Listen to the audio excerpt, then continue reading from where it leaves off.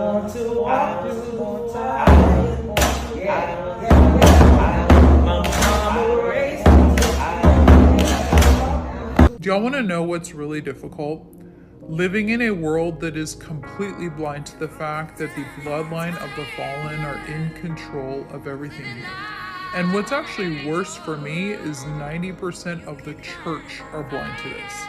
And I know this is partly because, churches today, pastors today, they just don't talk about this stuff anymore. They don't talk about the spiritual realm that is literally all around us at all times. They don't talk about Satan. They don't talk about demons. They don't talk about what actually happened before the flood, why God had to flood the earth. They don't talk about the 6,000-year-old seed war that is going on right this moment. They don't talk about the Nephilim, none of it. And it's really unfortunate because we are at war with a very real enemy. And when you go to war, you need to know your enemy. Otherwise, you're going to be deficient in battle. And that is exactly what the Bible tells us. It says that we should not be unaware of the schemes of the enemy. We should be familiar with his tactics. We should be familiar with how he operates. But unfortunately, because Christians today, because the church today, they want to stick their head in the sand and they want to pretend like Satan doesn't exist. They get now uncomfortable when you talk about the spiritual realm because of this, because they don't know their enemy.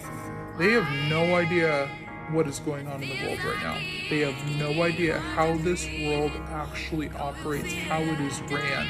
They have no idea the spiritual reality of who is actually in control. They don't understand that our government actively serves Satan, that our politicians are actively involved in rituals and sacrifices, that most of Hollywood, most of the media, most of our politicians are not even fully human.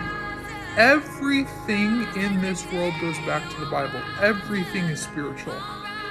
The Bible tells us that Satan is the god of this world. This entire world is under the control of the evil one. What do you think that means? But again, because they don't know their enemy, they are blind to it. And they are out here applauding the very peace that the Word of God warned us about. Please do not be deceived.